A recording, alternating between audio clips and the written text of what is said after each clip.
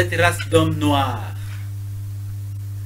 aujourd'hui notre esclave est l'objet de tous nos mépris, et c'est la même à qui nous devons nos arts et nos sciences, jusqu'à l'usage de la parole. Dixit, le comte de Volney, contemporain de Napoléon. Cet extrait des textes du comte de Volney, madame, messieurs, chers téléspectateurs, nous introduit justement dans cette émission du mardi 21 mai 2024. Je suis encore ému de la fête nationale du Cameroun, hier qui s'est tenue le 20 mai, et c'est avec beaucoup de plaisir, et je profite justement de cette occasion pour souhaiter bonne fête une fois de plus à tous les Camerounais qui ont communié, n'est-ce pas, cette unité avec leur chef de l'État, son illustre, l'excellence, le président Paul Biya. La thématique de ce matin, puisque nous sommes mardi, et tous les mardis, c'est le Muvungu, qui est sur les antennes de Kemet Télévision, avec la matriarche Na Ngonjoy. Invité spécial ce jour, le Kombo Iboga Beauty, qui a décidé d'apporter sa contribution pour l'émission de ce jour et la thématique femmes et colonisation. Comment est-ce que les femmes du Muvungu ont survécu à la colonisation? Comment ont-elles vécu d'abord cette colonisation? Comment ont-elles survécu à cette colonisation? La femme africaine qui a été déportée à la fois aux Amériques et même aux Antilles, comment le processus s'est passé? Est-ce que celles qui se considèrent comme les afro-descendantes aujourd'hui appartiennent encore à l'Afrique? C'est autant de questions et bien d'autres, madame, messieurs, chers téléspectateurs, que nous allons tenter de résoudre au cours de cette autre édition. Pardonnez mon émotion, nous sortons justement, comme je vous l'ai dit, de la 52e édition de la fête nationale du Cameroun, et à chaque fois que l'unité nationale est célébrée, ça suscite toujours beaucoup d'émotions. Je vais les accueillir, ils sont déjà très bien installés et très bien habillés, comme les de coutume dans cette émission. Alors, matriarche Nangonjoy, Otep, et bienvenue. Otep à tous les téléspectateurs qui nous regardent en ce moment partout dans le monde, les afro-descendants, les Africains et surtout nos concitoyens camerounais qui sont aussi à l'extérieur du Cameroun et ceux du Cameroun. Merci. Madame le délégué régional des tradis praticiens du centre, une fois de plus, Otep et bienvenue. Otep. Et voilà. Je vais donc accueillir le Kombo Beauty Iboga. Il est présent avec nous ce matin et il va nous accompagner tout au long de cette autre édition. Alors, Wab Nou Beauty, Otep et bienvenue. Otep. Merci pour les bienvenus. C'est une émission particulière, c'est une émission spéciale où, n'est-ce pas, le féminin va recevoir le masculin. Parce qu'en fait, le Muvungu, c'est le féminin et les beauty, dans une certaine approche, est le masculin. Nous allons former un enfant aujourd'hui. Nangojoy et moi, nous allons accoucher d'un enfant. Otep. Voilà qui est très bien dit, le ton est donné, madame, messieurs, chers téléspectateurs, mais on ne manquerait pas à la tradition, celle d'invoquer l'esprit de nos ancêtres méritants pour qu'ils nous inspirent la pensée juste, la parole juste et l'acte juste tout au long de cette autre édition. Et je vais donner le soin justement à nos initiés de nous donner le cri de guerre avant d'entrer véritablement dans le vif du sujet ce matin. Je commence peut-être par, parce que c'est elle qui a l'honneur ce matin, je commence par elle, et puis le Kombo Beauty également, n'est-ce pas, va nous donner son cri de guerre. Il est question ici d'appeler tous ceux de nos ascendants, les ancêtres, afin qu'ils nous illuminent, afin qu'ils nous donnent la sagesse pour conduire à bien cette émission de bout en bout. Je commence par toi. Mon cri de guerre, je veux chanter un peu comme les femmes de Muvungu, quand elles ont compris que leurs enfants, capturés par les colons, ne viendront plus. Ainsi donc, elles chantaient. Mes enfants que j'ai envoyés au champ, nettoyer le champ, allumer le feu au champ, est-ce qu'ils vont revenir? Ils ne vont plus jamais revenir. J'ai vieilli, les seins sont tombés, les fesses sont tombées, accablés par les travaux champêtres, chercher le bois, l'eau, la nourriture, la chasse. Je vois qu'ils ne vont plus jamais revenir en ma langue bassa. Je vais chanter. Et bon, babu kekuye kwak tobaloe, tobalo abe, tobaloe. Et bon, babu kekuye kwak tobaloe, tobalo abe, tobaloe. Et bon, babu kekuye kwak tobaloe, tobalo abe, tobaloe. Ainsi donc, elles chantaient comme ça, toute la nuit, autour du feu. Elles pleuraient leurs enfants. Jusqu'aujourd'hui, la femme Muvungu, que nous sommes, les reines de Muvungu, les Bouti et autres, on n'a jamais cessé de pleurer, d'appeler les ancêtres, d'appeler nos enfants qu'on a capturés. Que ce soit dans la tombe qui sont depuis plus de 500 ans, que ce soit ceux qui sont encore vivants, on a soif d'eux, on a besoin d'eux, on veut les embrasser. On veut les porter entre les mains. On a encore dans le ventre cette contraction qui n'est jamais finie depuis l'entrave de l'enseignement, depuis plus de 500 ans. Merci. Je vous aime. Voilà, l'Afrique est matriarcale, hein, madame, monsieur, chers téléspectateurs, vous comprenez pourquoi est-ce que j'ai commencé à donner la parole à la matriarche Nango Joy, justement pour son cri de guerre. Alors, le combo Viti Iboga, à ton tour. Merci beaucoup. Merci beaucoup pour cette invitation à laquelle je réponds agréablement, à laquelle je dis merci. En réalité, je ne devrais pas invoquer ici, d'accord, parce que le terrain est celui de la matriarche. D'accord. Le sol est celui de la matriarche. D'accord. En réalité, les lits, c'est du lit qu'il s'agit. Le lit et les lits de la matriarche. D'accord. La matriarche adresse le lit et elle attend son élu, elle attend son roi. N'est-ce pas? C'est elle la patronne des lieux. C'est pour cela que je ne vais pas invoquer ici. Cependant, les enfants qui sont allés en brousse, qui sont allés à la recherche de la vie, qui sont allés à la recherche du bois, à la recherche de la nourriture, à la recherche de l'eau, malheureusement parce qu'ils ont été capturés par, n'est-ce pas, les esclavagistes, ceux qui étaient en train d'acheter des esclaves et les vendeurs d'esclaves n'ont pas pu revenir à la maison.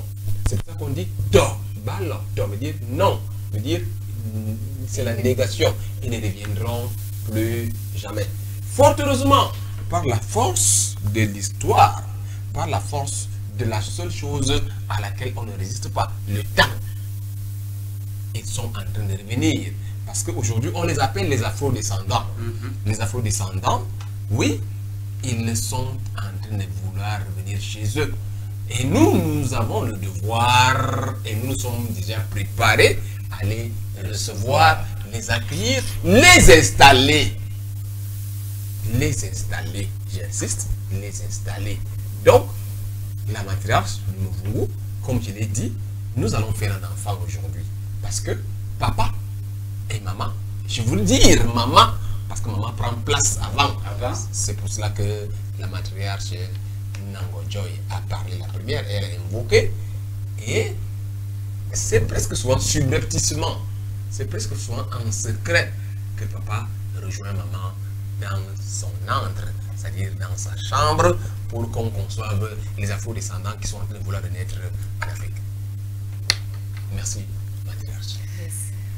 Voilà, très important, hein, parole de sage, et ça me réjouit. J'espère que les téléspectateurs aussi. Je reste avec toi. Nous avons vu le grand dialogue national au Gabon. Après l'ouverture des travaux, ou alors à la fin, à la clôture des travaux, le président centrafricain Touadéra a été invité aux côtés de son homologue gabonais. Quand ils ont demandé la prière, j'ai été tellement ému de constater que c'est une femme qui a dit: on va se lever et nous allons invoquer nos ancêtres. Elle a prié près de 3 minutes où on demandait justement aux ancêtres d'apporter leur énergie pour que le dialogue national qui a été mené de bout en bout par toutes les couches sociales gabonaises puisse avoir un succès et pour que désormais le Gabon soit un pays prospère et épanoui. Nous avons vu le président Ibrahima Traoré qui a décrété que le 15 mai désormais sera la fête la célébration des coutumes et traditions ancestrales. Est-ce que ça veut dire, frère, avant d'entrer dans le vif du sujet, que nos gouvernants commencent à comprendre véritablement quelle est l'importance de rentrer vers nos ancêtres, parce que c'est seulement par eux que l'Afrique véritablement peut renaître? Merci pour cette question déterminante. Merci pour cette question importante. Parce que nous sommes dans une logique, n'est-ce pas, de réinitialisation. Nous sommes dans une programmation qui doit être réinitialisée. Parce que l'initialisation, parce que quand on dit ça dit que c'est une répétition. Mais nous n'avons pas commencé par être réinitialisés. Nous sommes initialisés. Nos ancêtres nous ont légué un patrimoine qui malheureusement a été esquivé, dérouté, détourné. C'est pour ça qu'aujourd'hui nous parlons de réinitialisation. Alors, ces dirigeants africains qui sont en train de prendre conscience de l'importance, n'est-ce pas, du retour aux sources, n'est-ce pas, comprennent que il est important de faire les choses comme nos ancêtres les faisaient. Si, pendant la grande rencontre des Gabon, n'est-ce pas, on a donné la parole à la femme. Je me souviens avoir vu cette prière-là, qui a duré 3 minutes, mais il y avait un fond sonore.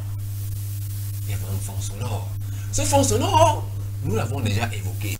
C'était le fond d'un instrument particulier qu'on appelle le mungongo. Très bien. Qui est l'instrument originel, la mère de tous les cordophones, qui est cet instrument de l'eau, n'est-ce pas, qui est le son primordial que nous appelons, que les autres appellent, les asiatiques appellent le Om.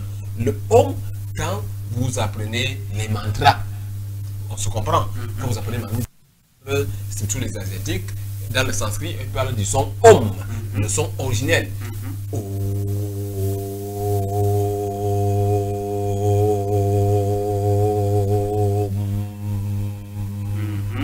Un mantra. C'est un mantra. Oui. En réalité, ce son sort du mungongo, c'est-à-dire que l'arc monocorde. Et c'est ce son de l'arc monocorde qui accompagne la prière de la matriarche. C'est-à-dire que l'homme, l'époux, place à la mère, parce que c'est elle qui sert la vie.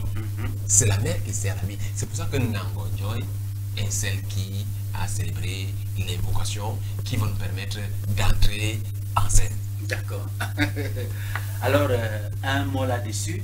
Les Africains, nos dirigeants, véritablement, sont en train de comprendre, et c'est le discours qu'on a toujours tenu, qu'une fois que nos dirigeants auront cette volonté politique, ça va aller très vite. Nous voyons de plus en plus les dirigeants africains, le président Ibrahima Traoré, le président Assimi Goïta au Mali, le président gabonais, qui également nous a fait une danse du beauty.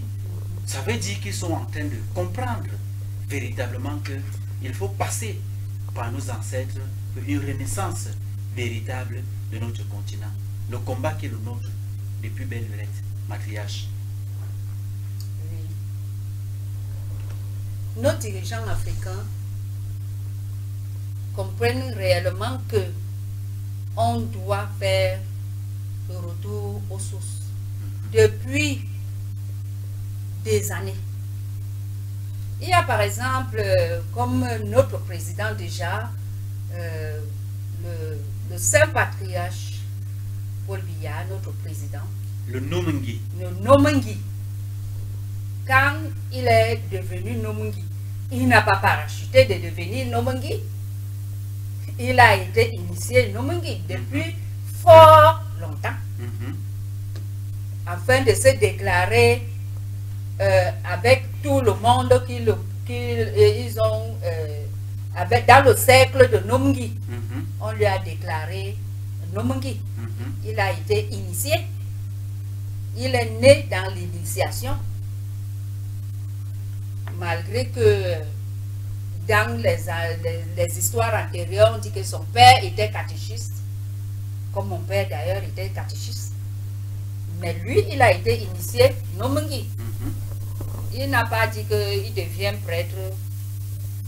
Il a été initié Nomengi. Qui est une haute distinction sur le plan spirituel dans la sphère Afrique centrale. Il est patriarche.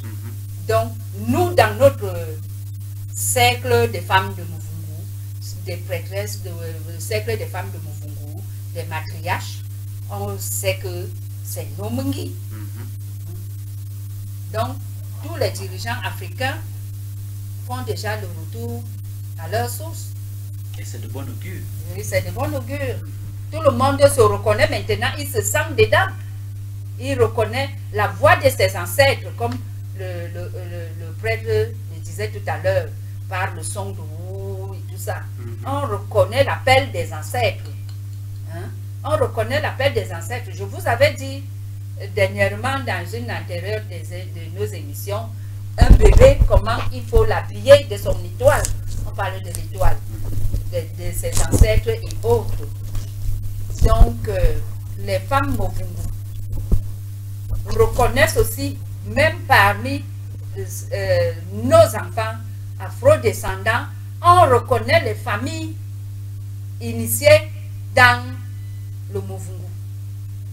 Oui, il y a ceux qui sont restés que ma grand-mère m'a dit qu'elle faisait Muvungu. Donc, elles sont restées avec les mots, comme on parlait tantôt de Kintakunte. Dernièrement, récemment, le faux Omotunde, père à son âme, est parti. Nous, on ne dit pas qu'il est mort. Il a traversé. Il a traversé. C'est un patriarche qui a traversé. On l'attendait pour qu'on le déclare vraiment patriarche, mais la nature en est décidée. Les ancêtres ont décidé autrement. Et jusqu'ici, Omotunde n'est pas avec eux. Omotunde vit déjà en Afrique, avec les ancêtres africains. C'est ça que beaucoup de gens ne savent pas. Oui, puisque il faut souligner qu'il a fait son ADN et il savait que le résultat de son ADN l'a justement envoyé au Cameroun. Donc, c'est-à-dire, ses ancêtres éponymes sortent effectivement du Cameroun, Kalala Omotunde.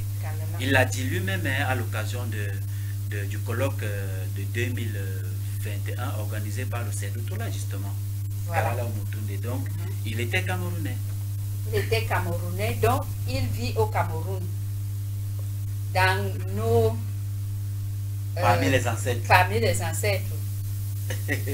D'accord. Oui. Oui, merci beaucoup.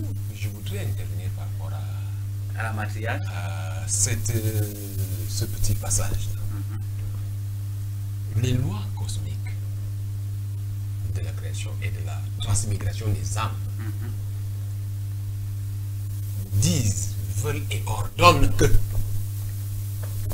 Besni disent, veulent et ordonnent que toute personne qui passe des nuits à être pas, donc qui vient à décéder, qui vient à mourir, n'est-ce pas, doivent rentrer chez elle.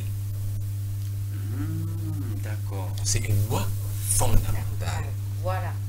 Alors, quand la matière dit que Omoto est rentré au Cameroun, je ne voudrais pas que les gens pensent que c'est... Si j'interviens là, c'est pour préciser que ce n'est pas des mots en l'air, n'est-ce pas? C'est d'ailleurs pour interpeller les autres. Parce que nous utilisons des mots pour nous exprimer. Nous utilisons des mots pour communiquer. Pour communiquer, c'est-à-dire échanger, pour nous faire comprendre, entendre et comprendre par nos interlocuteurs, par ceux qui nous écoutent. En vérité, le chez-soi, ce n'est pas sa maison. Le chez-soi, c'est là où il y a sa racine. C'est pour dire quoi?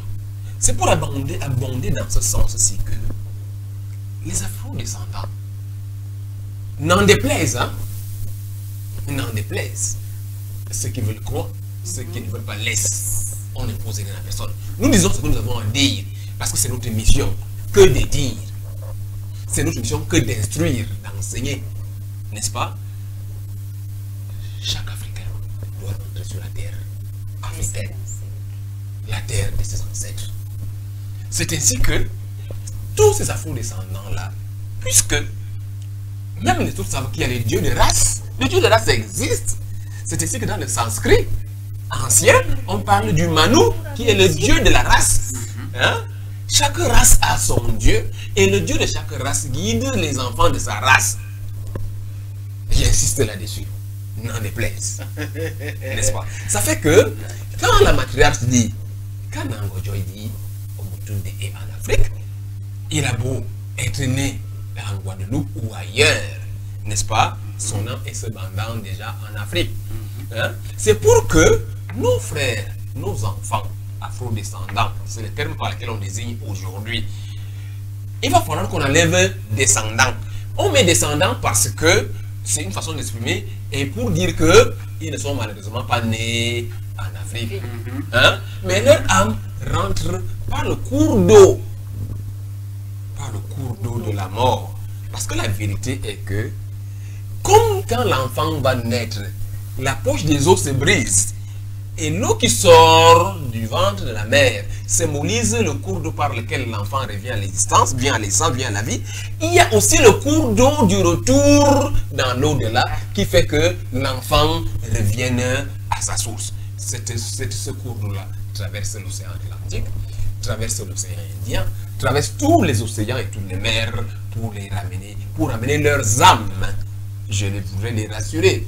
Je suis Komoubuiti, je suis Komo Iboga, je suis de la lignée patriarcale et je suis en face de ma femme. Parce que c'est papa et maman qui font l'enfant pour dire à nos enfants, rassurez-vous, nous sommes prêts à vous accueillir au pays. Voilà. Madame, Monsieur, chers téléspectateurs, c'était tout simplement la mise en bouche. Nous allons entrer dans le vif du sujet, de la thématique que vous voyez inscrite sous votre petit écran, femmes et colonisation. Il faut le dire, l'Afrique a subi 1200 ans d'esclavage arabo-islamique sans interruption, 500 ans d'esclavage judéo-chrétien. Comme si ça ne suffisait pas, ils sont venus nous donner le coup de massue avec la colonisation. Et la thématique de ce matin, justement, est celle de savoir quel était le statut de la femme pendant la colonisation, une spiritualité comme le Muvungu. Comment a-t-elle géré la colonisation? Comment a-t-elle survécu à la colonisation? Toutes celles des femmes qui ont été déportées dans les Antilles et aux Amériques peuvent-elles encore être considérées comme des Africaines? Ont-elles le droit de se réclamer de l'Afrique au point d'être inhumées en Afrique après leur décès? C'est à travers nos deux initiés sur le plateau que nous tenterons de vous donner, Madame, Monsieur, chers téléspectateurs, des élucidations et des éclaircissements à ces questions. Mathias, je commence par toi. Tu parles beaucoup de colonisation dans les différentes émissions ici sur Kemet Télévision. La femme aussi a subi violemment même cette colonisation. Alors, comment est-ce que le Muvungu s'est comporté au moment où la colonisation est arrivée en Afrique? Parce qu'il faut dire qu'il y a certains peuples, comme les Kuba au Congo, comme les Ashanti au Ghana, comme les Dogons au Mali. Une fois que la colonisation est arrivée, ces peuples-là ont fui pour aller vivre dans la montagne. Et au jour d'aujourd'hui, ils ne connaissent pas la langue française, ils ne connaissent pas la politique occidentale, ils ne connaissent pas l'économie et tout ce que nous connaissons. Mais aujourd'hui, on les taxe des villageois, mais sauf que ce sont des peuples qui ont quelque chose de très profond et qui peuvent justement enseigner à l'Afrique pour que l'Afrique renaisse véritablement. Alors, comment est-ce que la femme du Muvungu a-t-elle reçu la colonisation? Merci pour cette question. C'est vrai que quand on parle de recevoir, c'est quelque chose qu'on reçoit de façon agréable. Donc, excusez du terme, mais vous savez, nous utilisons les étymologies. Subi, ne cadre pas, voilà, subi, par exemple. La femme Muvungu a bien subi, elle a subi pendant la colonisation. Elle était même la première personne. Parce que quand on arrête ton fils, tu attends, il ne revient pas. Tu attends, elle ne revient pas. Ça faisait des problèmes. C'est là où les femmes Muvungu, comme elles étaient des sorcières, entre guillemets, au sens positif du terme.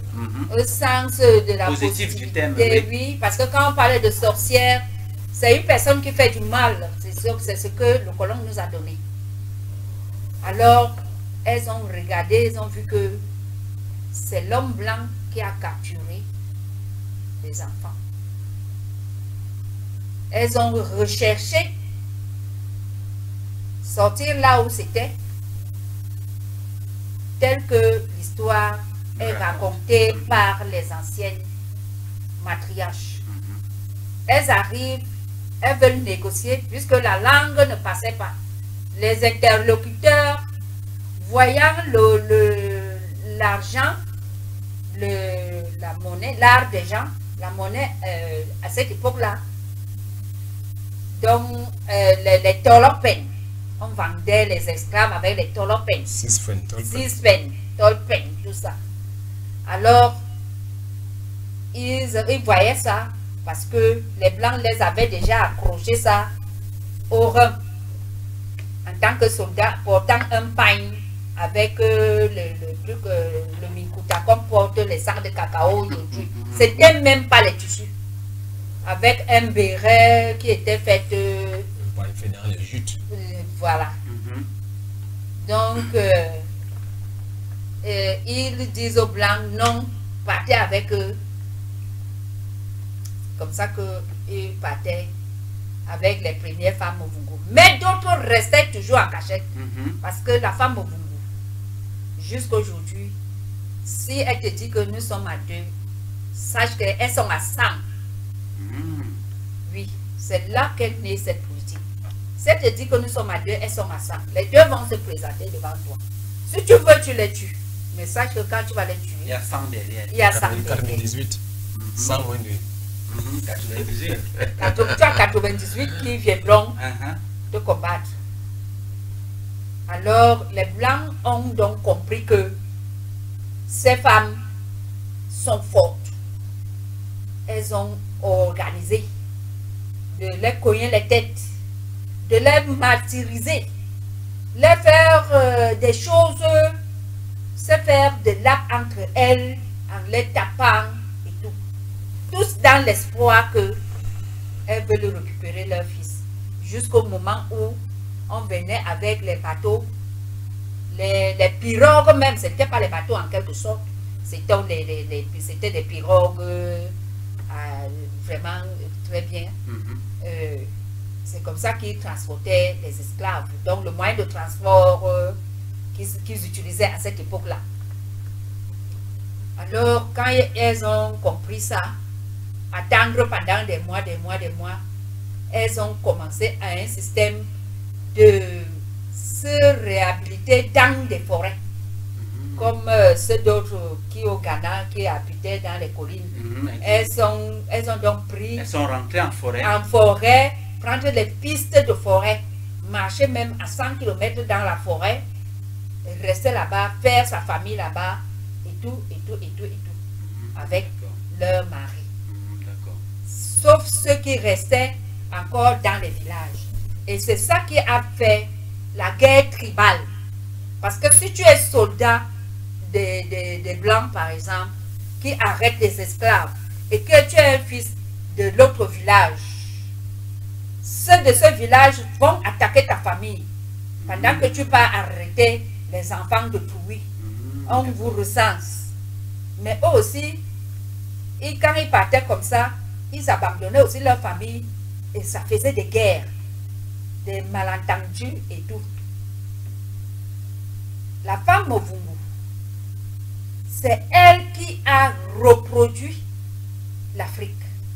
Parce que si elle ne se mettait pas en guerre à fabriquer des flèches, c'est la femme qui fait découvrir à l'homme comment on fabrique la flèche. À travers le feu, qu'elle prend le feu comme ça, elle prend les pierres, elle allume le feu. Ma grand-mère avait les pierres là, elle allume le feu et ça prend. Sur ces pierres, si ces pierres-là brûlent dans le feu, ça devient une matière maniable. D'accord. Donc, tu peux prendre l'autre pierre, tu fabriques une flèche. La terre, tu fabriques une flèche. Et c'est comme ça qu'ils ont commencé à fabriquer vraiment des flèches. C'est-à-dire les armes de défense. Les armes de défense et donner à leur mari. Que aller en guerre contre ces gens. C'est comme ça que l'Africain commence à tuer son frère, qui est soldat des Blancs. Quand on le croise 2, 4, le coince en coup de piste, parce qu'il n'y avait pas les routes. Les routes à la première donne étaient faites à la main, creusées à la main. Les pierres, par exemple, en Djok, jusqu'aujourd'hui, beaucoup de familles ont disparu en Djok, en Dom, ainsi de suite. À cause de la maltraitance de route là, on faisait avec. Donc, quand on voit que certains esclaves sont rebelles pour travailler, on dit aux autres, poussez la pierre sur eux, la pierre les écrase, ils meurent. Jusqu'aujourd'hui, en Djok, il y a encore les chaînes. Même comme il y a déjà un commerce de fer maintenant, il y a encore les chaînes plantées dans le sol que les esclaves, on plante les chaînes, on te fait coucher, on met les chaînes aux pieds et aux mains. Et c'est comme ça qu'on va t'enlever le matin pour reprendre le chantier. Ok. D'accord. C'est les femmes, merci. C'est les femmes qui ont réorganisé la population en Afrique. Justement, nous savons que l'Afrique a été essentiellement matriarcale. Ça veut dire que moi, je m'appelle par exemple Nyamse Yomba. Yomba, c'est le nom de mon père. Or, dans ce que j'ai appris, c'est que chaque individu portait le nom de sa mère. Donc, je devais m'appeler aujourd'hui Nyamsi Tomi au lieu de Nyamsi Yomba. Et la femme, justement, à cette époque-là, était le socle sur lequel on s'appuyait pour bâtir une famille, pour bâtir une communauté, pour bâtir un empire et par ricochet toute l'humanité. Et ne pouvant pas aller en guerre sans connaître le terrain, ça veut dire que ceux des colonisateurs qui venaient savaient que l'Afrique vivait le matriarcal. Est-ce que ça veut dire que les femmes ont plus subi la colonisation que les hommes? La question, elle est très bonne. La question est davantage, elle est d'autant plus bonne que elle va nous permettre de comprendre l'organisation sociétale. Exactement, très bien. N'est-ce pas, de l'Africain avant que les cultures étrangères avant la rencontre imposées, avec les autres, exactement. avant que ces cultures importées. J'aime pas beaucoup utiliser le mot importer. Parce qu'importer, c'est comme si j'ai eu la volonté de faire venir ça. Exactement. Ici. Oui. Imposer. C'est pour ça que j'aime souvent utiliser le terme le plus indiqué, imposer. Voilà. N'est-ce pas? C'était des dictats. C'était des dictats. Donc, ces dictats culturels, n'est-ce pas, sont arrivés et avec des dessins, c'est-à-dire des intentions, avec des projets, avec des programmes. On va dire que, effectivement, la mère, la maman, était la première à plus sentir la douleur de la perte de ses enfants. Parce que les filles étaient capturées, c'est le bon terme. Capturées, non prises en capture, n'est-ce pas? Les garçons, les fils étaient capturés. Les époux étaient capturés. C'était des captures, comme on capture des bêtes qu'on va mettre dans des enclos. Dans des enclos. Le mot a son sens, capturer. Capturer. C'est le mot. Le mot est à sa place, n'est-ce pas? Et la douleur qu'on sent quand on était capturé n'est pas celle qu'on sent quand on est celui qui a perdu. J'ai perdu ma seule liberté, n'est-ce pas? Pendant qu'elle perd, n'est-ce pas, l'essence de sa vie, de sa société, de son milieu de vie, de son biotope. C'est les termes que tu utilises souvent. Exactement. Son biotope, son milieu de vie, son milieu naturel de vie, n'est-ce pas? Donc, la douleur de celle qui perd, parce que c'est comme quand quelqu'un vient à passer des vies, c'est-à-dire quand quelqu'un vient à mourir. Celui qui meurt ne sent pas la... Ceux qui sont restés. La douleur est de ceux qui sont restés. C'est ceux qui sont... N'est-ce pas? De la disparition d'un être cher. Et c'est pour ça que, même comme on a souvent l'impression que la mère reste au village, non loin de la maison, n'est-ce pas? Et qu'elle ne travaille pas tant que cela. On pense que c'est ceux qui sont partis au loin, parce que les champs peuvent être éloignés, parce que les terrains de chasse sont éloignés. On peut penser que c'est eux qui souffrent parce qu'ils ont été capturés, parce que c'est eux qui vont perdre leur vie, c'est parce que c'est eux qui vont faire la guerre. Mais ceux qui restent sans plus la douleur. C'est d'ailleurs pour ça que dans les rituels où on accompagne les défunts, nous prions davantage pour ceux qui sont restés, pour que leur douleur, leurs pleurs, leurs cris ne risquent pas de trop ralentir, de trop freiner celui qui est parti. Donc, effectivement, ces mamans, ces matriarches qui sont restés ont ressenti une douleur particulière. Et leur douleur était multiple, dans le sens où on n'a pas seulement perdu, mais en plus de ça, on doit réorganiser, on doit reconstruire, on doit reconstituer, n'est-ce pas? Ça fait que la question étant, comment est-ce qu'elles ont fait pour survivre, pour traverser cette épreuve particulière qui a perduré dans le temps? En fait, pour survivre, pour tenir la flamme, comment est-ce qu'elles ont fait?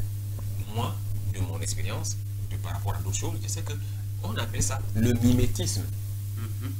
C'est-à-dire qu'on s'était forcé à essayer d'épouser la couleur du milieu. C'est pour ça que la maîtresse a dit tout à l'heure que quand tu t'adressais, quand tu parvenais à localiser une prêtresse du Mourou, elle n'allait pas te dire nous sommes 100. Elle va te dire nous sommes 2, alors qu'elles sont normalement 100. Parce qu'elle est consciente de ce que si elle dévoile tout le secret, n'est-ce pas, c'est la société qui sera détruite. Or, il est question de pérenniser, de préserver la survie, n'est-ce pas, de la spiritualité, de la société, de l'humanité à partir de chez elle, n'est-ce pas? C'est pour ça que nous étions, tous les mouvements africains étaient obligés de pratiquer cette technique de protection que les animaux utilisent, que nous avons appelé le mimétisme, et faire l'effort d'épouser la couleur de l'environnement dans lequel on est, pour être camouflé, pour ne pas être découvert et être capable de survivre. D'accord. Alors, Mathias, quand les colonisateurs sont arrivés, concernant les femmes justement, est-ce qu'ils faisaient la distinction pendant le processus de capture? Est-ce qu'ils faisaient la distinction entre celles des femmes qui avaient déjà enfanté, qui avaient des enfants, et celles qui n'avaient pas encore accouché? Parce qu'il faut dire qu'à cette époque-là, la femme riche était celle qui avait procréé, qui avait fait beaucoup d'enfants.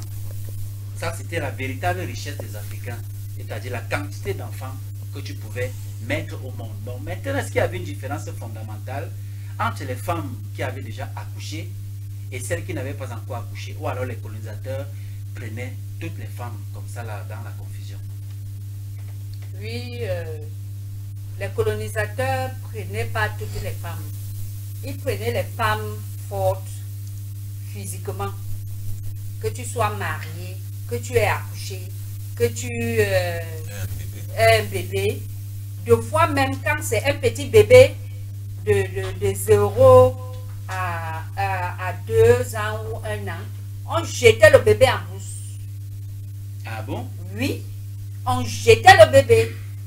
On prenait tout le monde au village, on brûle vos cabanes. On vous attache comme dans le Movungu. On chantait souvent une chanson sur un soldat de Madagascar que les colons ont amené pour arrêter les gens. Il s'appelait Mandari. Mandari tengemenko me bon kinya mandare mandara tengemenko me bon kinya mandare et ceci. Mandari, tu viens m'attacher la corde en tant qu'homme noir comme moi. Je t'ai fait quoi? Donc, comme les femmes au Movungu étaient que quand tu tues celle-là ou que tu la maltraites, tu ne vas jamais trouver de pleurs. Elle ne rit pas, mais elle chante. Elles étaient stoïques. Oui, elle chante, elle invoque. C'est pour cela que certaines personnes, même dans les familles coloniales, ne peuvent pas voir du bien. Ça veut dire, Mathias, que parce que le Combo Beauty Iboga a dit dans une émission ici là, parlant de vocation, ça veut dire qu'il y avait des femmes qui étaient nées et qui avaient la carrure de guerrière, qui avaient la carrure de militaire, qui avaient la carrure de bâtisseur. Oui. Donc ça veut dire effectivement que c'est ce profil de femmes que les colonisateurs justement capturaient, parce que sachant que elles iront là-bas pour travailler. Oui, elles iront pour travailler. Et il y a même une majorité qui a accepté de se faire capturer, espérant qu'arriver là-bas, elles parviendront à rentrer avec leurs enfants qu'ils ont capturés. Comme quoi, je meurs dans la même tombe avec mon enfant. Ah d'accord, c'est-à-dire après avoir capturé leurs enfants, oui, elles se sont exposées expressément, oui, pour qu'on les capture, tout en espérant aller une fois là-bas et voir leurs enfants. et voir leurs enfants. Et que devant, c'était le concret. Mais spirituellement, elles communiquaient avec ceux qui sont restés. Elles communiquaient. Parce que les femmes de Movungu se communiquent. Même si elles se séparent, elles se communiquent. Elles ont les mêmes idées, les mêmes pensées, la même voyance. Elles ne se fatiguent pas. Celles des femmes ancêtres, par exemple, dans nos siècles récents, comme les grandes prêtresses sont mortes, elles nous ont légué, c'est un secret. On connaît les familles, même les afro-descendants, on a leurs secrets. Donc quand tu viens, tu es un afro-descendant, tu sais, tu sors de la Martinique, n'importe quel pays, je te regarde, je sais déjà dans quel clan de Movungu, de la famille d'une matriarche de Movungu, tu sors, même si ça a fait 2000 ans. connais déjà, c'est comme l'ADN. Je connais déjà d'où tu sors. Si tu n'es pas du Cameroun, je sais que par exemple au Bénin, tu es dans tel clan. Mais ça, c'est très important et c'est très puissant, ça. Oui. Bon, avant d'y arriver aux afro-descendants, maintenant, quand les femmes du Muvungu ont fui pour aller en forêt, se réorganiser, maintenant, quand elles sont sorties donc de la forêt, est-ce qu'elles ont trouvé encore la colonisation? Si oui, à ce moment-là, comment est-ce qu'elles se sont comportées? Ou alors elles sont restées définitivement en brousse et puis fonder des familles là-bas et puis créer un autre biotope dans lequel elles vivaient. En 80, je vais vous raconter une petite histoire. En 82, ma grand-mère, on est quitté à Troyes. On est parti consulter 3 clans des femmes de Muvungu dans certaines forêts du Cameroun dont je ne peux pas citer ici. On a trouvé des enfants là-bas, des enfants jeunes, des filles qui n'ont jamais connu l'existence de la voiture. Que si on n'était jamais parti avec des photos, des avions, des voitures, des trucs modernes, elle n'allait jamais connaître, elle n'avait pas d'appui, elle n'avait pas de... Il y a même encore dans ce village où ma fille fait dans le tourisme, je l'avais encore envoyé dernièrement en 2024, en février, elle est arrivée dans ce village, il n'y a pas de porte, ils construisent déjà des maisons très naturelles, il n'y a pas de porte, il n'y a pas de fenêtre, ils ne ferment pas la porte, ils ne connaissent pas l'aspect de fermer la porte, qu'il y aura un voleur. Exactement. Donc elles sont restées dans la tradition. Donc la femme Muvungu ne s'est pas tellement emportée dans ce qu'on appelle modernisme. Elle ne s'est pas emportée dans ça. Donc c'est des femmes Muvungu qui sont restées près des villes, comme par exemple notre clan. On connaît le modernisme, mais tu ne peux pas nous...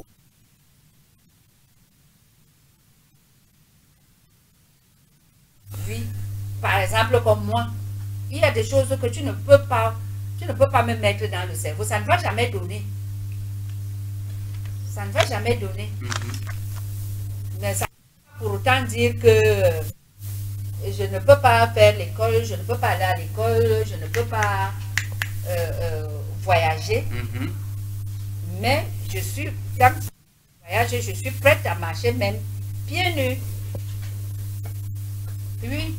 Donc ça veut dire que les femmes du Muvungu se sont constituées dans la forêt.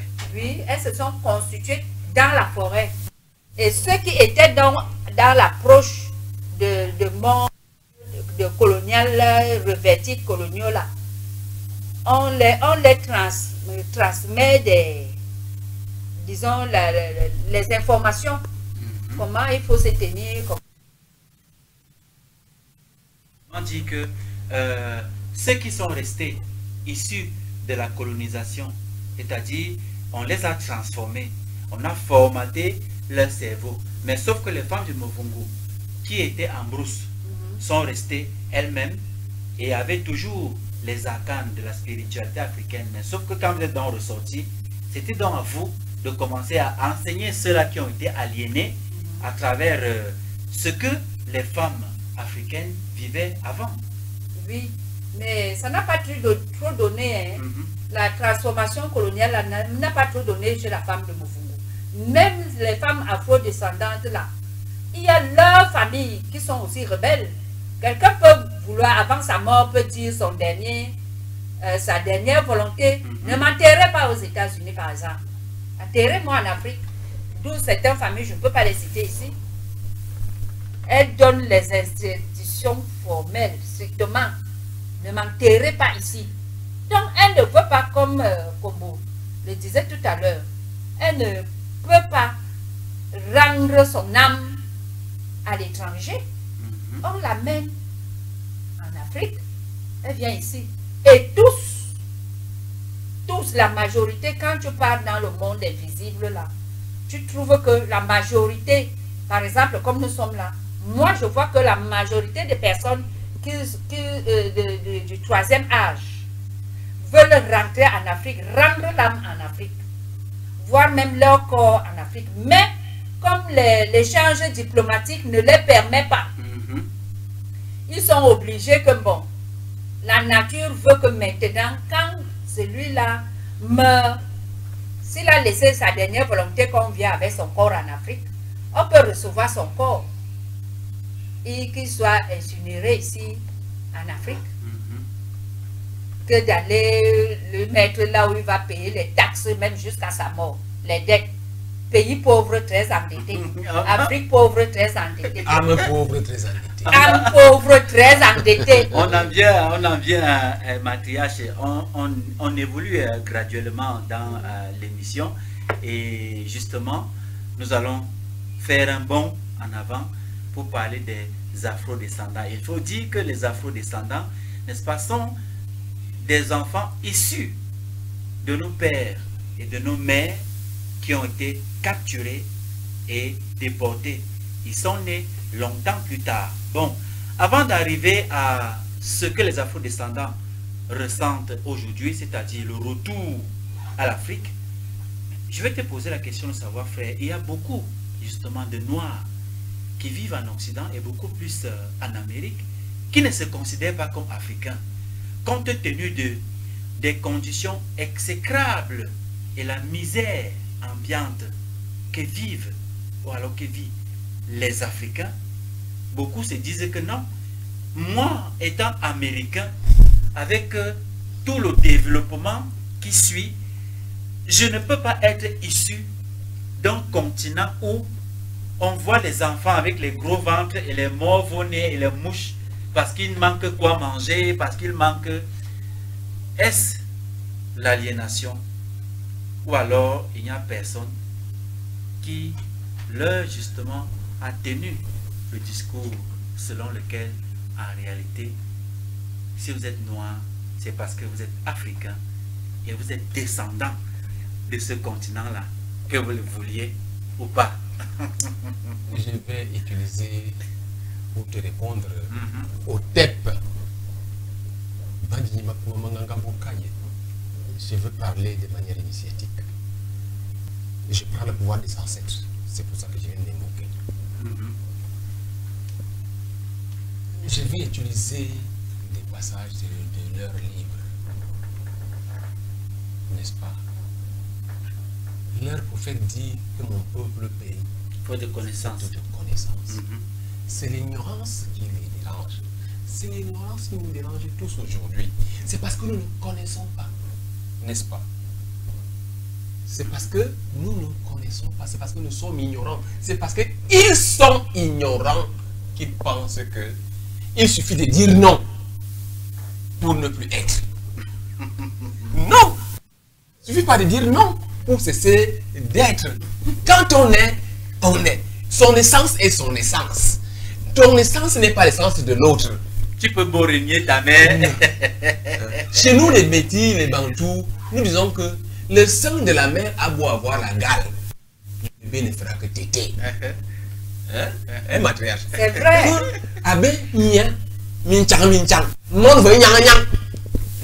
Le sang de maman, le sang de la mère a beau être galeux, l'enfant, le bébé ne fera que téter. Refuse ton sang, le sang de ta mère. C'est ta mère. C'est l'ignorance qui les dérange. C'est pour juste leur faire comprendre que c'est une politique. C'est pour comprendre, leur rappeler que une politique a été mise sur pied par les Occidentaux qui leur font croire qu'ils sont avec eux. Et qui aujourd'hui sont en train de leur montrer qu'ils ne sont pas ensemble. Parce que les Blancs européens qui sont même allés arracher le continent américain pour essayer d'enrichir le chez eux. Parce que en réalité, au début, le continent américain servait de plantation. Et la richesse qui allait faire vivre l'Europe. Et les vrais Américains, c'était les Amérindiens qui ont été qu'ils ont exterminés. Exactement. Ce qu'ils ont essayé et qu'ils continuent à essayer de faire aujourd'hui en Afrique. N'est-ce pas? Alors, ces Occidentaux ces blancs qui leur renient, qui leur dénient, et qui leur dénient le statut d'Américain, n'est-ce pas? Ils leur disent, vous n'êtes pas des Américains. Puisqu'ils font preuve de racisme toujours. Le racisme envers les ne Noirs. cessera pas. Il les tue au bon gré. On les tue comme on veut, n'est-ce pas? Comme on avait montré à la télé. Tu n'as Un pas policier parce qui tue que... un noir, il abat comme la poule qu'on a arrêté à la main. Frère Yamsi, Maintenant, dis donc. Frère Yamsi, nous sommes entourés de beaucoup de grosses lampes autour de nous, n'est-ce pas? Les lampes qui sont allumées autour de nous nous font voir qu'il y a beaucoup de lumière. Notre salle est baignée dans la lumière. J'ai fermé les yeux. Comme j'ai fermé les yeux, moi je ne vois plus La lumière. Est-ce à dire que la lumière n'existe plus? Non. Ça résiste. C'est de ça qu'il s'agit. Hein? C'est pas parce qu'ils ont fermé les yeux qu'ils cessent d'être des nègres comme moi. Hein? Ce n'est pas parce qu'ils ont fermé les yeux qu'ils renient leur essence, leurs origines, que ça fait qu'ils sont devenus des occidentaux. Ils sont des occidentaux parce qu'ils ont né là-bas, ils ont à peu près leur culture là, mais leur âme, leur essence, leurs racines. Roots, c'est le titre d'un livre qui est écrit par un Américain noir, R-O-O-T-S. Roots, R-O-O-D-O-T-S, qui veut justement. dire les racines. Roots, les racines, je parle un peu anglais, je connais un peu de cette langue-là, veut dire les racines, c'est d'ailleurs le titre. Kutakite veut dire les racines, pour dire les origines, d'où je sors, d'où je suis lié, d'où je tiens ma sève. Ma sève.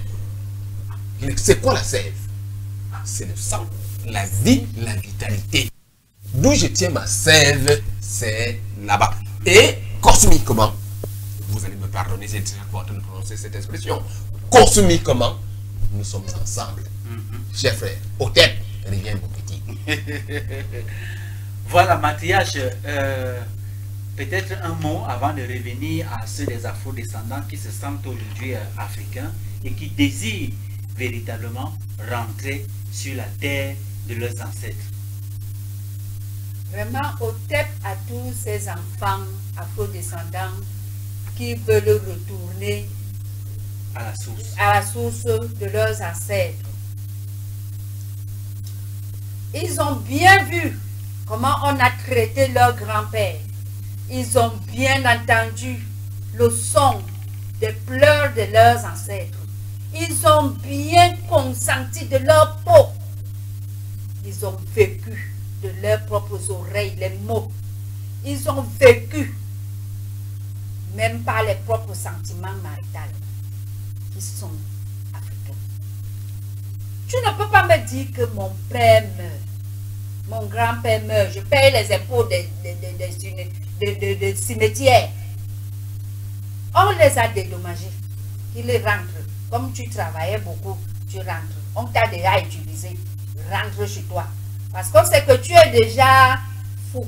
Mais ceux qui désirent rentrer, les enfants qui désirent rentrer, retrouver la terre de leurs parents, de leurs ancêtres, ils ont la place, leur place c'est en Afrique.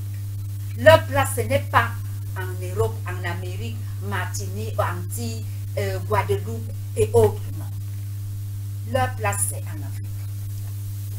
Mais la question diplomatique coloniale veut que ils soient des êtres qui vont planer seulement sans atterrir dans une terre, sur une terre dans ce monde. C'est la politique qui est conçue. Eux-mêmes, ils consentent ça. La politique pour torturer les Noirs américains, les afro-descendants surtout, dans le monde entier, où les pays colonisés, comme on dit que l'Afrique est colonisée par tel pays, ils ont conçu une politique que les afro-descendants ne rentrent jamais en Afrique.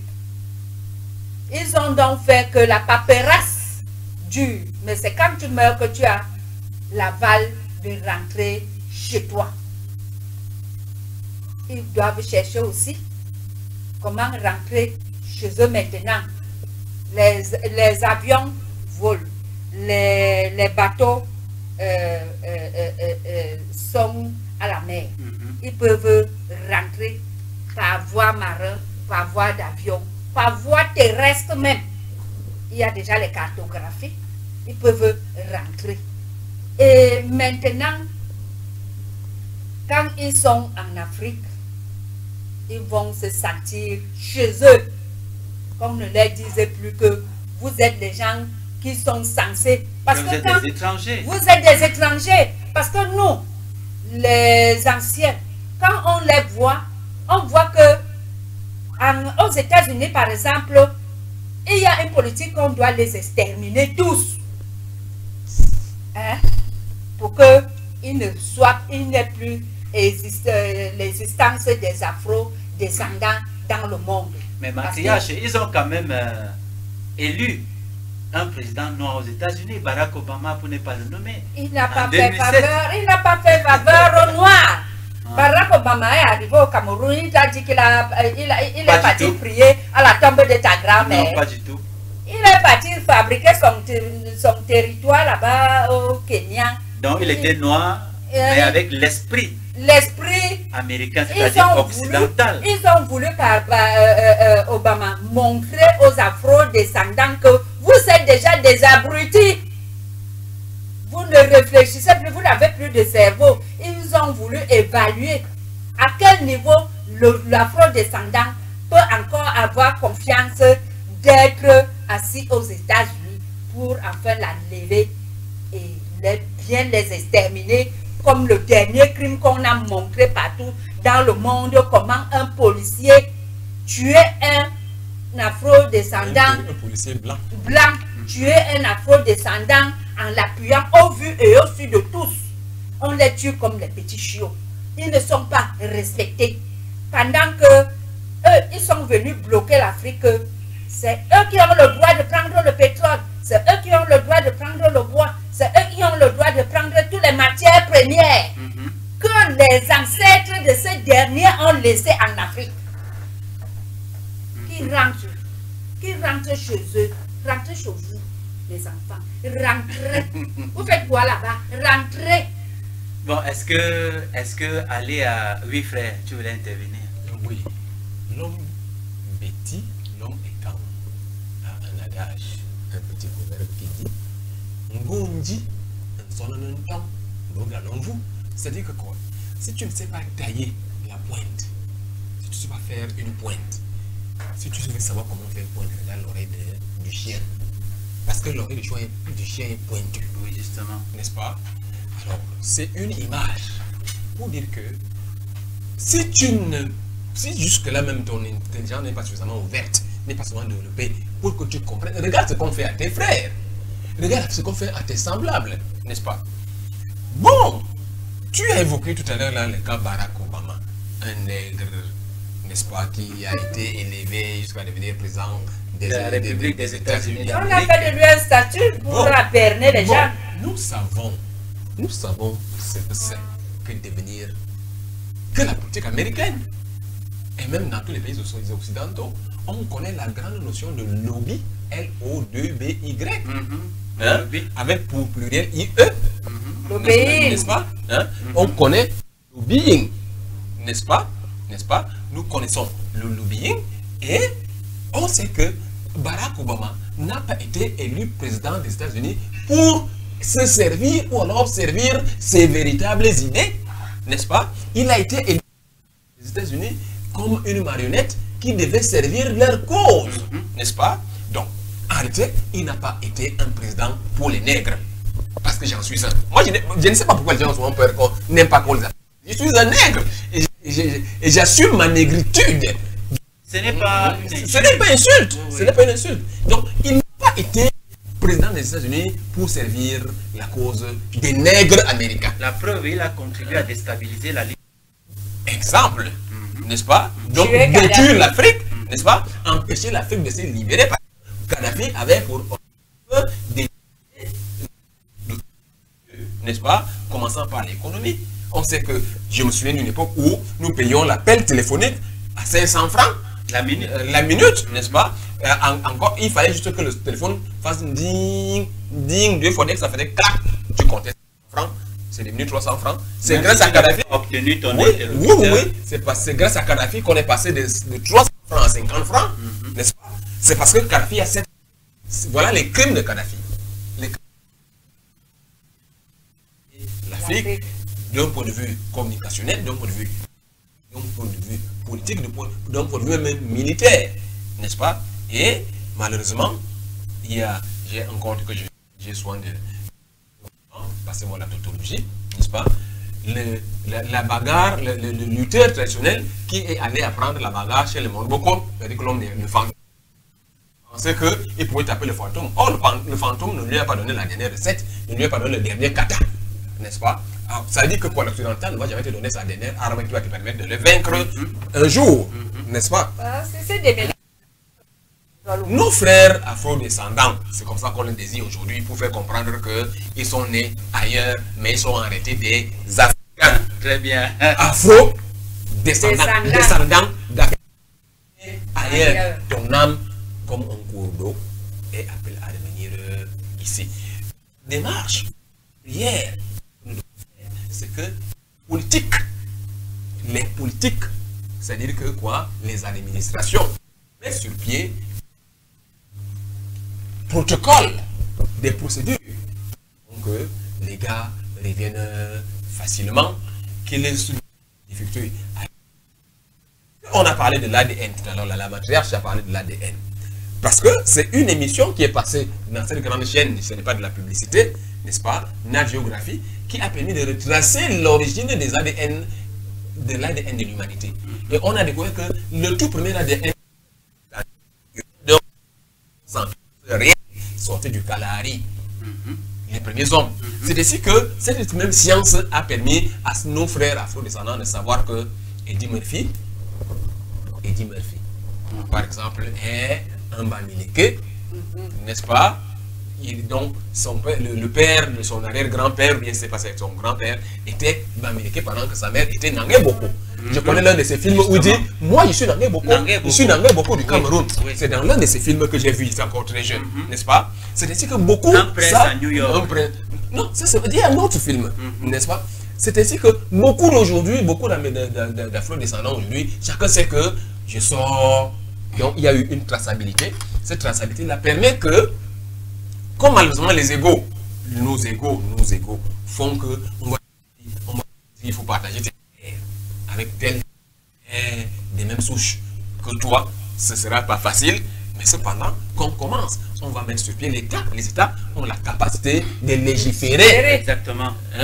Les États, les assemblées nationales avec les Sénats ont la capacité de légiférer pour donner la possibilité à nos frères qui sont africains, mais nés ailleurs, de revenir chez nous. Chacun va se faire reconnaître, adopter, réintégrer, réinsérer dans une famille, dans une culture, dans une coutume. Et il dira, c'est le chez moi, ici, on va faire ce qu'il faut pour qu'on se retrouve ensemble. Très important, je veux même citer la tennisman Serena Williams, oui, qui en 2000, lorsque les Lions Indomptables du Cameroun participaient aux Jeux Olympiques et qu'ils ont gagné, elle, pendant la compétition l'Open d'Australie, oui, elle a arboré les couleurs du Cameroun, par exemple. L'emblème camerounais. Je pense que ce n'est pas de fortuit. C'est-à-dire il y a un appel que tu viens de tel endroit. Nous voyons l'artiste Stevie Wonder, qui s'est établi au Ghana. Il dit à qui veut l'entendre que je suis africain et je suis ghanéen. Précisément. Il y en a beaucoup comme ça. Après avoir fait leur ADN, ils se retrouvent au Burkina Faso, en Côte d'Ivoire, un peu partout en Afrique. Il faut dire effectivement que l'esclavage a été aboli justement en 1803 à Haïti, à travers Toussaint Louverture et Jean-Jacques Dessalines. Et le 1er janvier 1800 était l'indépendance de la première république nègre, c'est-à-dire Haïti. Et c'est à partir de ce moment, vous pouvez même d'ailleurs voir à travers le drapeau de Haïti, quand vous prenez le drapeau de la Colombie, vous prenez le drapeau du Venezuela, vous prenez le drapeau de la Bolivie, c'est-à-dire ce sont des drapeaux calqués sur le drapeau haïtien. À cause, n'est-ce pas, de l'abolition de l'esclavage. Parce que ces deux que j'ai cités tout à l'heure, à eux seuls, ils ont battu la grande armée de Napoléon à l'époque. ils ont battu le Portugal, l'Espagne, l'Angleterre. Ce qui fait que le noir, avec une certaine fierté à cette époque-là. Et les Africains, véritablement, les Afro-descendants, se sont sentis véritablement africains. Parce que le combat que... Le sentiment de fierté. Ce sentiment de fierté, le combat qu'ils ont mené à abolir l'esclavage, ils ont même d'ailleurs fait le tour du monde. Et leur devise est justement, la devise de Haïti jusqu'à aujourd'hui, c'est l'union fait la force. L'union fait la force. C'est tout simplement pour vous dire. Bon, maintenant, ceux des Afro-descendants qui vivent par exemple aux États-Unis, aujourd'hui, les Américains ayant compris que ce n'est pas nos frères, ils ont donc décidé que si quelqu'un meurt, un noir meurt aux États-Unis, là on va l'enterrer, il va, tant que le cadavre sera dans ce cimetière, il va payer les taxes. Et même s'il arrivait que tu incinères ton cadavre, la cendre que tu gardes chez toi, l'urne, tu vas payer les taxes. C'est pour ça que de plus en plus on voit aujourd'hui les Africains décider, ou alors les Afro-descendants décider de rentrer chez eux en Afrique pour qu'on les enterre véritablement, Mathias. C'est vrai. Et c'est bien comme ça. Il faut rentrer chez vous. Qu'on ne vous fasse plus transporter les boîtes, l'indignation, que cette indignation-là finisse. C'est vous les enfants des reines. C'est vous les enfants des rois. La royauté n'avait jamais existé en Europe. Ça existe en Afrique. C'est en Afrique qu'on a copié tout, à partir de l'Égypte. Donc, mais c'est très facile aussi. C'est très facile de dire comme ça là que rentrer. Pour des gens qui sont nés en Amérique et ils ont entendu parler de l'Afrique, comme tous les Occidentaux entendent parler de l'Afrique. Quand tu dis comme ça, ça a l'air facile. Mais ils vont commencer où? Ils vont atterrir dans quel pays? Quel sera le comité d'accueil? Quelles sont les familles dans lesquelles on va les affecter? Est-ce qu'il n'y a pas avant ça de rentrer un processus, Mathias, frère? Est-ce qu'il n'y a pas un processus qui va déjà d'abord, premièrement, les faire se reconnaître en tant qu'Africains et maintenant avoir le désir de rentrer et rentrer donc atterrir dans quel pays et dans quelle famille d'accueil pour véritablement se sentir africain? Oui, Mathias, s'il te plaît. Nous avons commencé à parler de ça aujourd'hui. Ce n'est pas nous qui l'avons inauguré, c'est nous qui l'avons initié. Nous avons parlé de la traçabilité de l'ADN. N'est-ce pas? Que désormais, scientifiquement, l'ADN est traçable. Pour savoir que tel sort exactement de tel endroit. Nous l'avons évoqué dans nos émissions passées, n'est-ce pas? Où nous avons dit que les processus initiatiques qu'on peut développer soit dans le mouvement, soit dans le Bouiti, n'est-ce pas, sont susceptibles de montrer à quelqu'un que tu sors de là. Exactement. N'est-ce pas? Nos égos, malheureusement, pourraient peut-être être des blocages, pourraient faire des freins. N'est-ce pas? Mais, n'est-ce pas? Mais, n'est-ce pas? Si l'ADN dit, on va s'efforcer. Quand on parle aujourd'hui, par exemple, de ce qu'on vit en Palestine et Israël, n'est-ce pas? En réalité, la bagarre qui existe entre la Palestine, l'État qu'on appelle l'État palestinien aujourd'hui, n'est-ce pas, et l'État d'Israël aujourd'hui, c'est qu'il y en a qui pensent, qui sont convaincus de ce que c'est leur terre ancestrale, n'est-ce pas? Bon, eux, là-bas, on ne les accepte pas parce qu'ils ne sont pas de la même souche, n'est-ce pas? Par contre, nous reconnaissons que ce sont nos frères. Ce sont nos sœurs, ce sont nos enfants, ce sont nos parents. Il y a un détail important que depuis là, on n'a pas encore eu à effleurer, n'est-ce pas? Parce qu'on a dit tout à l'heure là que même si on a incinéré le corps, garder les cendres d'un des siens dans une urne, tu dois payer des taxes. C'est trop, c'est exagéré, n'est-ce pas? Encore que dans la culture africaine, on ne connaît pas la méthode de l'incinération. Parce que la relique, les restes d'un individu sont importants pour sa descendance, n'est-ce pas? La notion d'ancêtre n'est pas que ceux qui sont déjà partis. Nous aussi, nous serons des ancêtres demain, n'est-ce pas? pour donc que nous soyons ces ancêtres honorables, ces ancêtres honorés, n'est-ce pas? Il faut qu'on se comporte d'une certaine manière. Ceux-là aussi, chez eux, là où ils sont en train de vivre aujourd'hui, sont appelés à devenir des ancêtres demain. Il faut qu'ils soient des reliques qui pourront servir pour l'ancestralité de nos descendants de demain, n'est-ce pas? C'est pour cela qu'il faut tout faire pour que nous nous retrouvions. Ils se retrouvent avec nous. De toute façon, j'interpellerai à cet endroit-là les décideurs, les politiques de tous les États africains.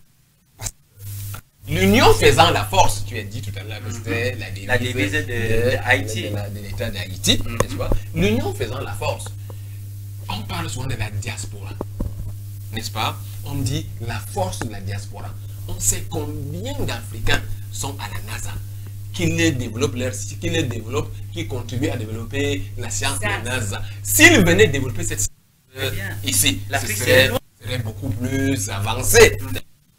Ce n'est pas que dans l'aéronautique, ce n'est pas que dans la physique, ce n'est pas que dans la chimie, c'est dans tous les domaines, dans tous les corps, dans tous les domaines de la vie, n'est-ce pas? On sait qu'il y a des cerveaux parce que le nègre est un génie par essence. Le nègre est un génie par essence. Nous connaissons toutes les découvertes, nous connaissons toutes les inventions qui étaient nègres, mais qui ont été usurpées par le leucoderme. Exactement. Donc, si tous ces génies-là se retrouvent en Afrique, l'Afrique va devenir véritablement le paradis terrestre que les Blancs veulent, en disant qu'ils veulent une Afrique sans les nègres. Sans les Africains. D'accord. Voilà, madame, monsieur, chers téléspectateurs, nous allons prendre une courte transition. Ça va nous permettre quand même de boire un petit verre de Dontol avant de revenir véritablement pour conclure l'émission. Mais avant, après la transition, nous allons justement écouter la prière de cette maman dans une assemblée comportant des chefs d'État, des ministres et des directeurs généraux. Ça prouve à suffisance que véritablement l'Afrique est en train de prendre le train de la reconnaissance, de la renaissance autant pour moi, et c'est ensemble que cette renaissance sera véritable. On prend une transition pour prendre un verre d'eau et on se retrouve juste derrière pour conclure l'émission car le temps va très vite.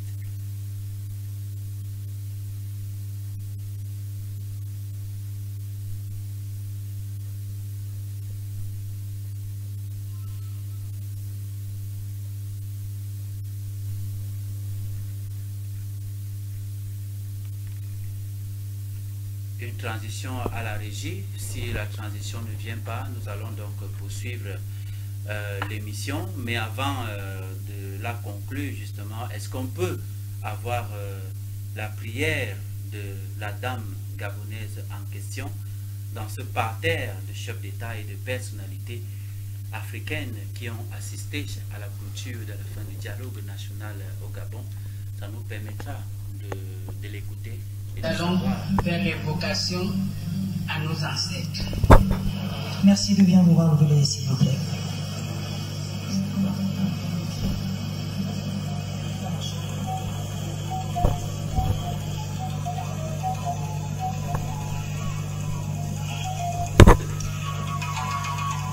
En évoquant nos ancêtres,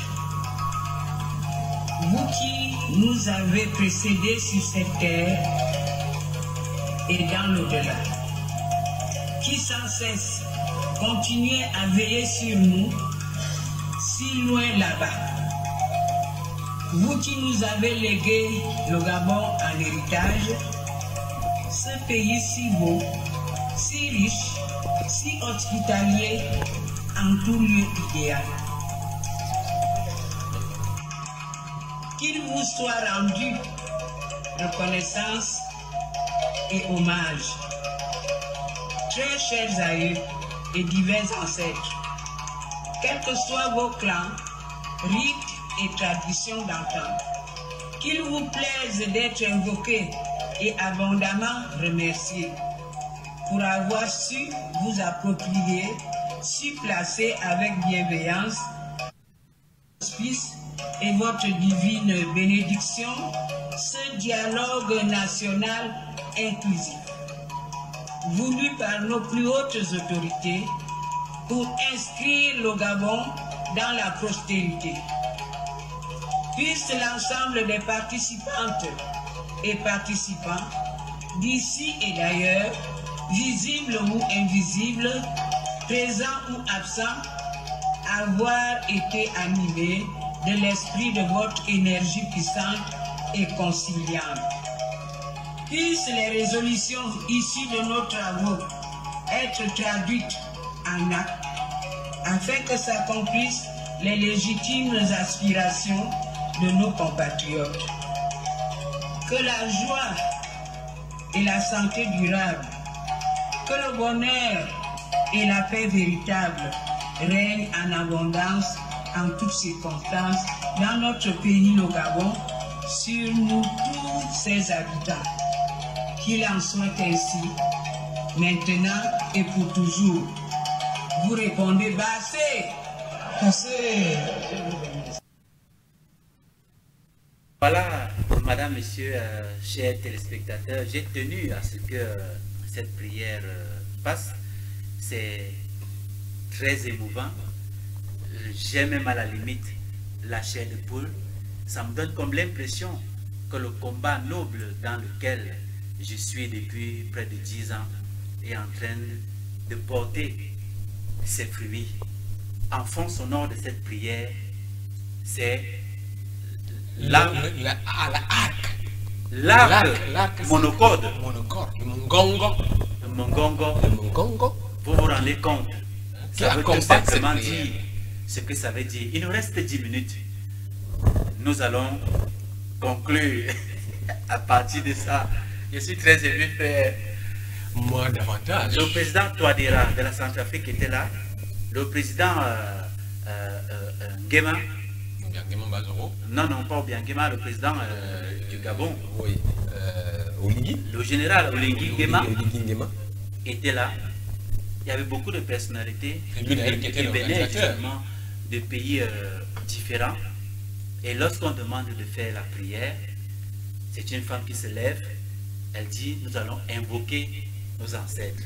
Ça fait chaud au cœur que nos ancêtres soient glorifiés. S'ils pouvaient en être ici partout, s'ils pouvaient en être ici au Cameroun, parce que je parle du Cameroun, s'ils pouvaient en être ici au Cameroun, vraiment, le Cameroun serait en train de sortir de l'ornière, de la misère, de la pauvreté, du mensonge.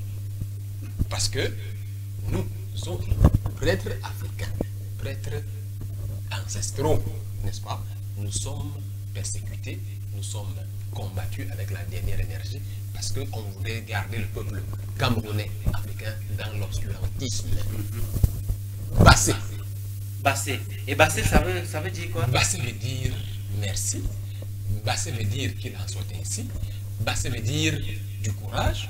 Bassé est une évocation, une formule, n'est-ce pas, d'encouragement, de soutien, d'accompagnement des énergies pour que ce qu'on a médité s'accomplisse. Et c'est une prière qui n'a pas été improvisée, puisque lorsqu'on suit le fond sonore, c'est-à-dire l'arc monocorde du Buti, on se rend compte que c'est quelque chose qui était prémédité, qui était préparé, qui a été voulu par l'hôte principal, c'est-à-dire le président Oligui Nguema, le chef d'État gabonais, n'est-ce pas, qui montre, qui confirme son appartenance au Buti.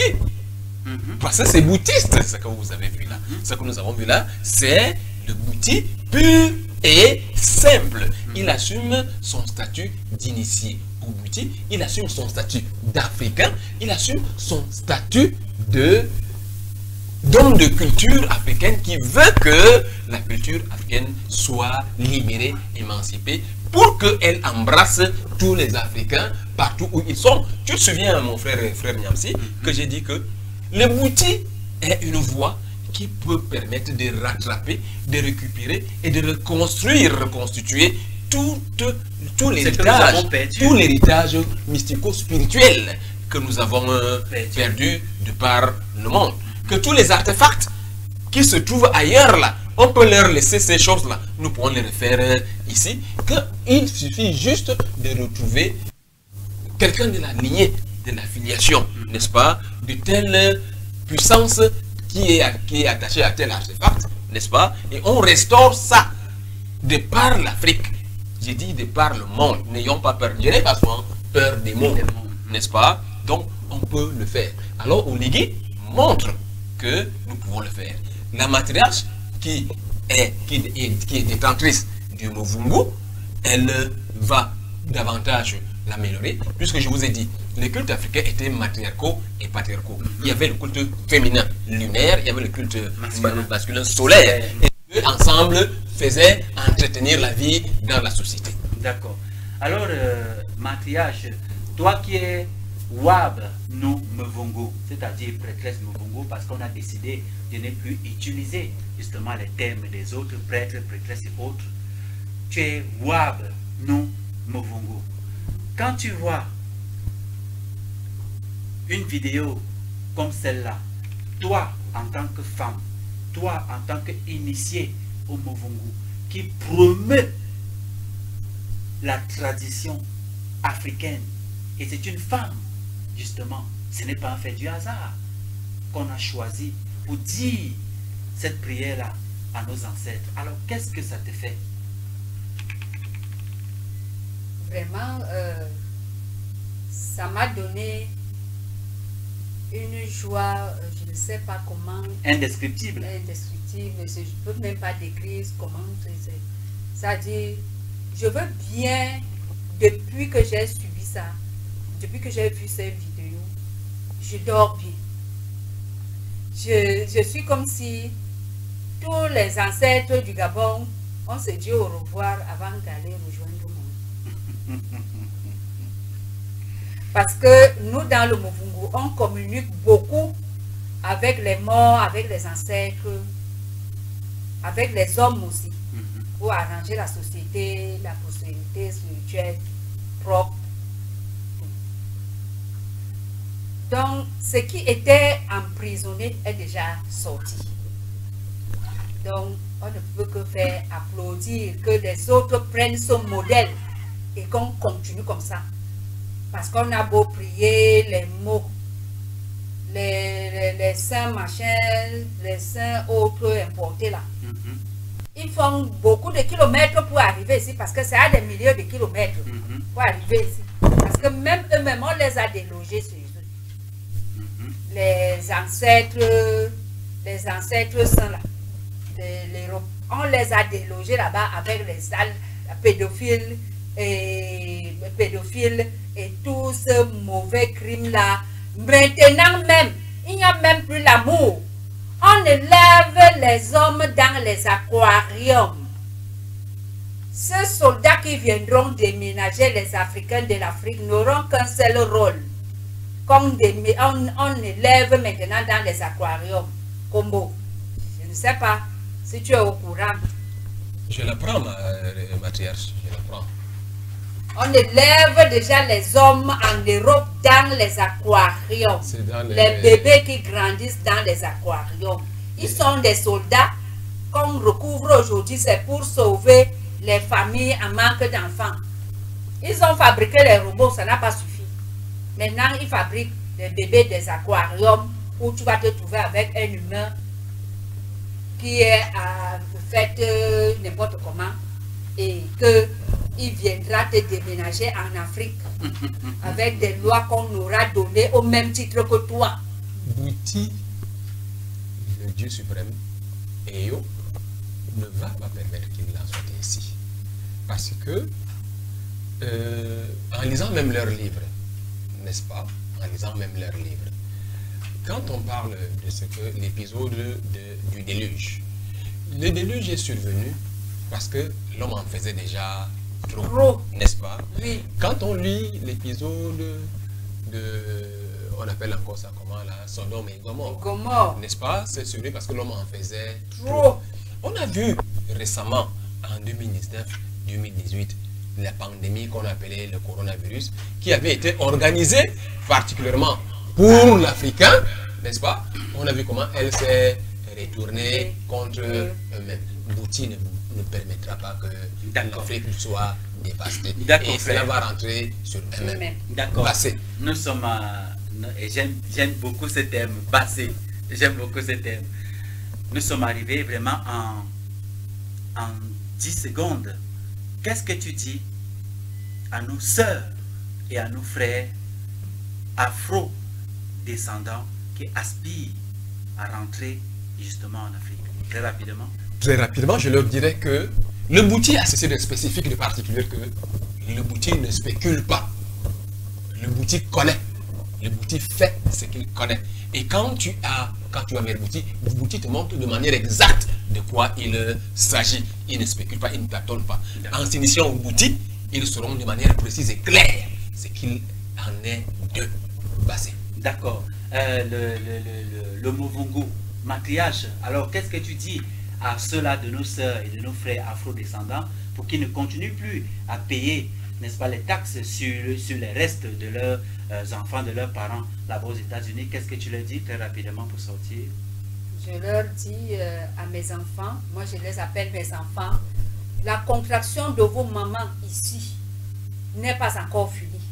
Tant que vous n'êtes pas encore là, on va continuer à travailler, à avoir des douleurs.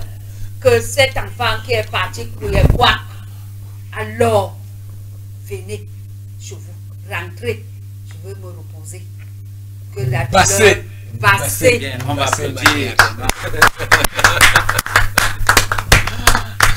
Merci beaucoup, matriarche. Voilà, madame, monsieur, chers téléspectateurs, nous sommes arrivés au thème de cette émission très émotive. On va se retrouver demain, mercredi, avec le combo Iboga Beauty, avec qui nous allons poursuivre la thématique justement sur les conditions d'éligibilité à l'initiation au beauty. Merci infiniment à la matriarche, merci infiniment aux frères qui étaient de passage et qui nous a donné un coup de pouce. Merci infiniment. C'est un plaisir de vous avoir servi, madame, messieurs, chers téléspectateurs. On se retrouve demain lorsqu'il sera 11 h sur les antennes de Kemet Télévision. Bassé, Bassé, Bassé, Bassé, Bassé, Bassé, Bassé, Bassé, Namoyo.